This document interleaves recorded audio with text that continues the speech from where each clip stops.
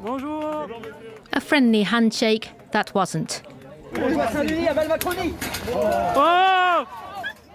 Bodyguards jumped on the man and held him to the ground as President Emmanuel Macron was taken to his car. The assailant and another man were later arrested. The incident took place as Macron wrapped up a visit to a school in the Drôme region. This short mobile phone footage shared on social media sent shockwaves across the French political spectrum and beyond. In Parliament, the Prime Minister said targeting the head of state amounted to targeting democracy.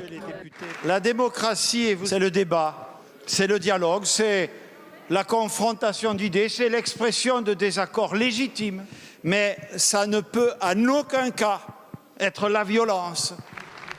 Opposition leaders were quick to condemn the attack and express solidarity with the president.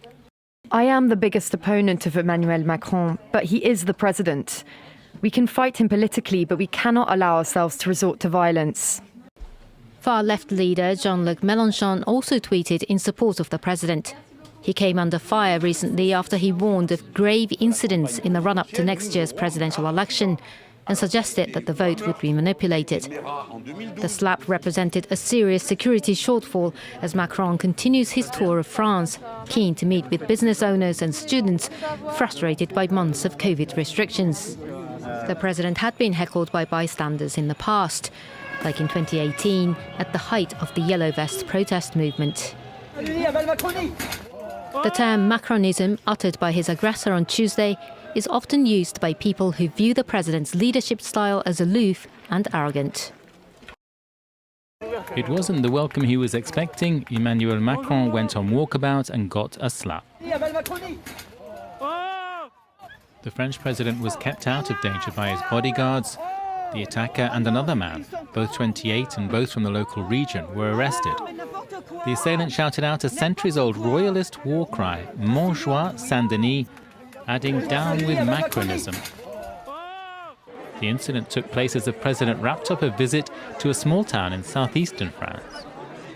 Les gens m'expriment leur colère, parfois leur désarroi. Je suis toujours là. Ça, c'est la colère légitime. Et on sera toujours là pour y répondre.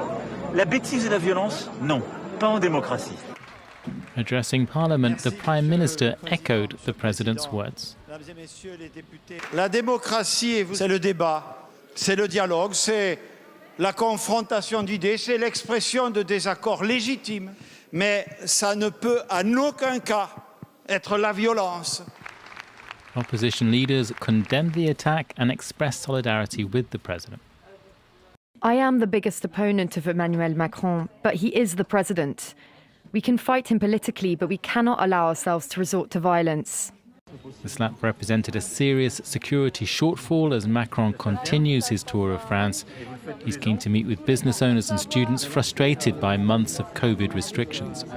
He has been heckled in the past, as in 2018 at the height of the Yellow Vest protest movement.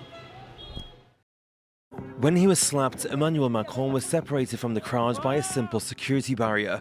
His attacker was centimetres away from him and able to grab hold of his arm. Macron was flanked by 5 bodyguards. But is that enough? Security on Wednesday was standard for this kind of walkabout. A handful of agents around the president, with a few plainclothes agents placed inside the crowd to get a feel for the atmosphere and identify any potential threat. On doit sonder la foule avant un bain de foule, savoir si la foule est hostile, pas hostile. Dans ce cas, encore une fois, sur l'image qu'on voit, apparemment le bain de foule est improvisé. Donc effectivement, si on n'a pas le temps de sonder un petit peu la foule, savoir les intentions et le type d'accueil qu'on aura, c'est l'effet surprise qui prédomine. To understand how the slap occurred, you have to go back to a few seconds before the incident.